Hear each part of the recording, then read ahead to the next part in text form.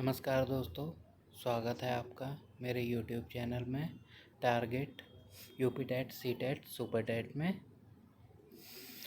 आज हम पढ़ेंगे प्याजे का सिद्धांत। चलिए शुरू करते हैं। सबसे पहले आप लोग जीन प्याजे हेडिंग डालिए, जिसमें जीन प्याजे का संज्ञानात्मक विकास का हम अध्ययन करेंगे 5 से 7 पॉइंट में। जीन प्याजे को विकासात्मक मनोविज्ञान का जनक माना जाता है। जीन प्याजे जी का जन्म 1886 में स्विट्ज़रलैंड में हुआ था। एक पुस्तक 1923 में लिखी। कौन सी पुस्तक? The language of thought of the child, 1923 में लिखी। संज्ञानात्मक विकास की अवस्थाएं।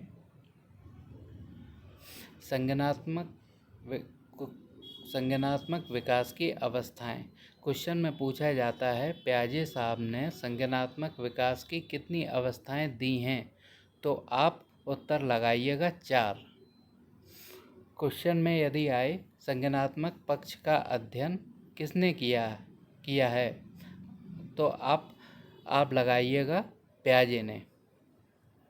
प्रयोग के लिए विवादों में रहने वाले साइकोलॉजिस्ट प्याजे। अवस्था का सिद्धांत किसने दिया? प्याजे। संज्ञानात्मक विकास का सिद्धांत किसने दिया? प्याजे। प्याजे के 4 सिद्धांत हैं। संज्ञानात्मक पक्ष अध्ययन, प्याजे के जो हैं संज्ञानात्मक पक्ष अध्ययन, अपने बच्चों पर प्रयोग, अवस्था का सिद्धांत, संज्ञानात्मक विकास सिद्धांत। संज्ञानात्मक विकास की अवस्थाएं। 4 अवस्थाएं हैं। संवेदी गामक अवस्था 0 से 2 साल, इसे इंद्रिय गामक अवस्था भी कहते हैं। पूर्व संक्रियात्मक अवस्था 2 से 7 साल। मूर्त संक्रियात्मक अवस्था 7 से 11 साल। औपचारिक संक्रियात्मक अवस्था 11 वर्ष से ऊपर।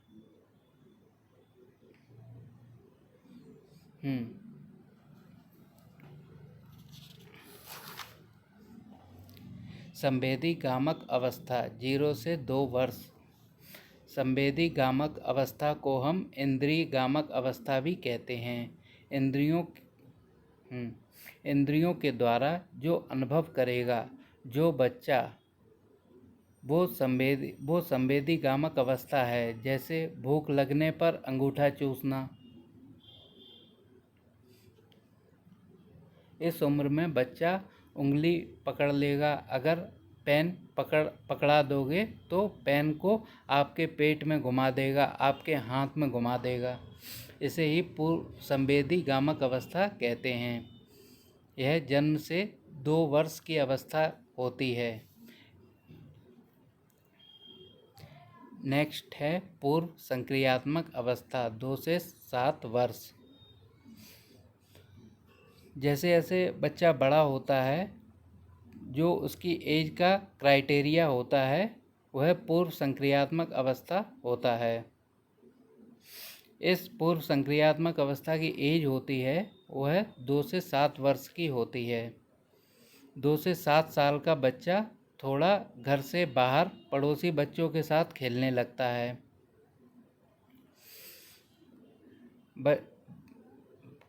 लगता है। बालक शब्दों व प्रतीकों का प्रयोग करता है, प्रतीकात्मक खेल खेलता है। प्रतीकात्मक खेल जैसे छुपन छुपाई खेलता है। खिलौनों की आयु इसी अवस्था को कहा जाता है। खिलौनों की आयु इसी अवस्था को कहा जाता है। यह बहुत इम्पोर्टेंट है।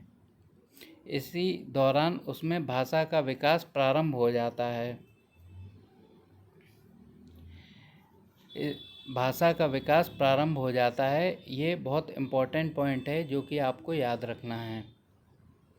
यह 2 से 7 वर्ष की अवस्था होती है। इस अवस्था में बालक पड़ोसी बच्चों के साथ खेलता है। बालक शब्दों व प्रतीकों का प्रयोग करता है, प्रतीकात्मक खेल खेलता है। खिलौनों की आयु इसी अवस्था को कहा जाता है। इसी दौरान उसमें भाषा का विकास होता है, प्रारंभ हो जाता है। यह आपको याद रखना है।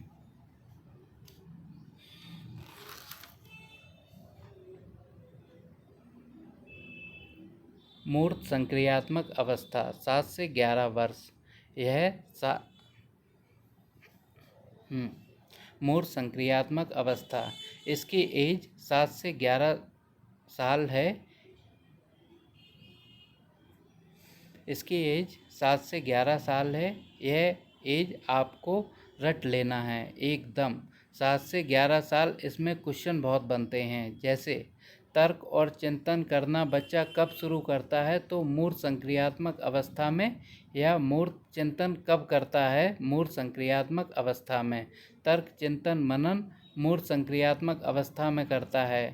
क्वेश्चन में यदि पूछा जाए किस अवस्था में बच्चे तारीख, समय, घड़ी देखने लगते हैं, तो मूर्त संक्रियात्मक अवस्था में।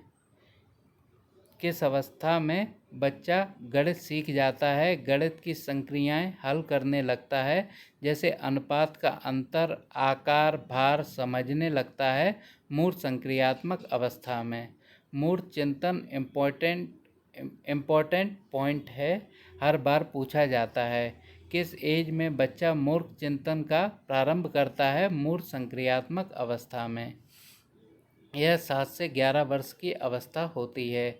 इस अवस्था में बालक का चिंतन और तर्क करना शुरू कर देता है। इस अवस्था में बालक दिन, तारीख, समय, महीना आदि बताने योग्य हो जाता है। इस अवस्था में बालक सही अनुपात का अंतर, आकार, भार, क्रम आदि को समझने लगता है। मूर्त चिंतन का प्रारंभ हो जाता है। यह सब आपको याद रखना है। औपचारिक संक्रियात्मक अवस्था। औपचारिक संक्रियात्मक अवस्था। औपचारिक संक्रियात्मक अवस्था जो 11 से 14 साल के बच्चे की मैं 11 से 14 साल के बच्चे की मैं बात करूं, इसे अमूर्त संक्रियात्मक अवस्था भी कहते हैं। जो औपचारिक संक्रियात्मक अवस्था होती है, इसे अमूर्त संक्रियात्मक अवस्था भी कहते हैं। जब क्वेश्चन में कहें मूर्त चिंतन, तो मूर्त संक्रियात्मक अवस्था होगी। अब जब क्वेश्चन में कहें अमूर्त चिंतन, तो अमूर्त संक्रियात्मक अवस्था लगाना पड़ेगा। जब क्वेश्चन में अमूर्त चिंतन कहें, तो आपको अमूर्त संक्रियात्मक अवस्था ऑप्शन में लगाना पड़ेगा। यह 11 से 14 वर्ष के आगे की अवस्था है। इस अवस्था में बच्चे मूर्त के साथ साथ अमूर्त चिंतन भी करने लगते हैं, स्मरण मनन करने लगते हैं।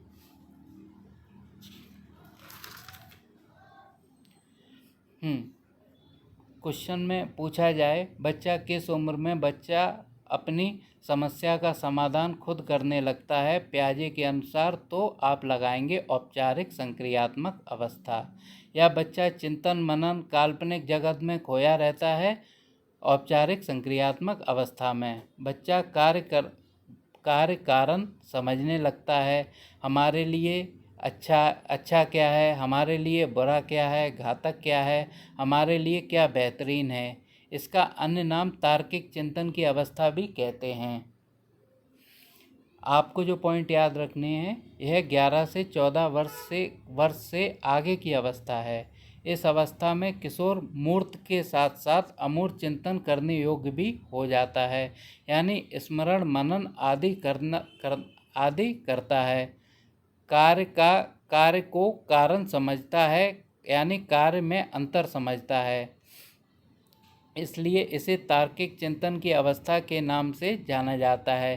कार्य को कारण समझता है, यानी कार्य में अंतर समझता है, क्या हमारे लिए अच्छा है, क्या हमारे लिए बुरा है, क्या हमारे लिए घातक है, और क्या हमारे लिए बेहतरीन है।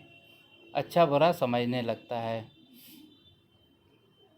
अगर आपको मेरा प्रयास अच्छा लग रहा है, तो please like and subscribe my channel.